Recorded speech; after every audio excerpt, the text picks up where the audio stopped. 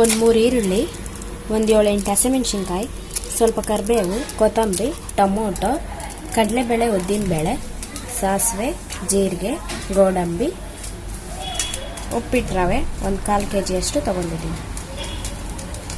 ಈಗ ಒಂದು ಪ್ಯಾನ್ಗೆ ಬಿಸಿ ಮಾಡ್ಕೊತಾ ಇದ್ದೀನಿ.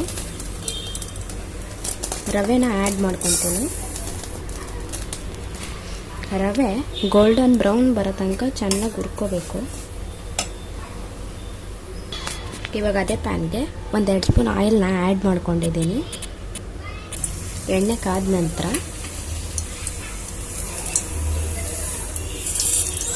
ಸಾಸಿವೆ, ಜೀರಿಗೆ, ಕಡಲೆಬೇಳೆ, ಉದ್ದಿನಬೇಳೆ, ಗೋಡಂಬಿನ ಆ್ಯಡ್ ಮಾಡ್ಕೊಳ್ಳಿ. ಹಸಿಮೆಣಸಿನ್ಕಾಯಿನ ಆ್ಯಡ್ ಮಾಡಿ ಈರುಳ್ಳಿ ಗೋಲ್ಡನ್ ಬ್ರೌನ್ ಬರೋ ತನಕ ಚೆನ್ನಾಗಿ ಹುರ್ಕೊಳ್ಳಿ.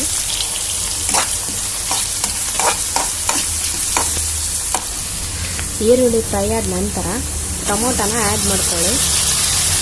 ಸ್ವಲ್ಪ ಉಪ್ಪನ್ನ ಆ್ಯಡ್ ಮಾಡ್ಕೊಳ್ಳಿ. ಈ ಥರ ಟೊಮೊಟೊ ಚೆನ್ನಾಗಿ ಸ್ಮ್ಯಾಶ್ ಆಗಬೇಕು. ಅಲ್ಲಿ ತನಕ ಚೆನ್ನಾಗಿ ಫ್ರೈ ಮಾಡ್ಕೊಳ್ಳಿ, ಇಲ್ಲಾಂದರೆ ಟೇಸ್ಟ್ ಬರೋಲ್ಲ ಉಪ್ಪಿಟ್ಟು. ನೆಕ್ಸ್ಟು ಟೊಮೊಟೊ ಸ್ಮ್ಯಾಶ್ ಆದ ನಂತರ ವಾಟ್ರನ್ನ ಆ್ಯಡ್ ಮಾಡ್ಕೊಳ್ಳಿ. ನೀವು ಎಷ್ಟು ಉಪ್ಪಿಟ್ಟು ತೆಳ್ಳ ಬರಬೇಕಂದ್ರೆ ಸ್ವಲ್ಪ ನೀರು ಜಾಸ್ತಿ ಆ್ಯಡ್ ಮಾಡ್ಕೊಳ್ಳಿ. ಬೇಡ ಸ್ವಲ್ಪ ಗಟ್ಟಿ ಇರಲಿ ಅಂದರೆ ನೀರು ಕಮ್ಮಿ ಆ್ಯಡ್ ಮಾಡ್ಕೊಳ್ಳಿ ಅಷ್ಟೆ. ಈ ಥರ ಕುದಿ ಬಂದಾಗ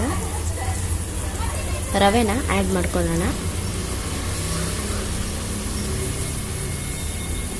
ಮಿಕ್ಸ್ ಮಾಡ್ತಾ ಇರಬೇಕು, ಇಲ್ಲ ಅಂದರೆ ಗಟ್ಟಿ ಆಗಿಬಿಡುತ್ತೆ.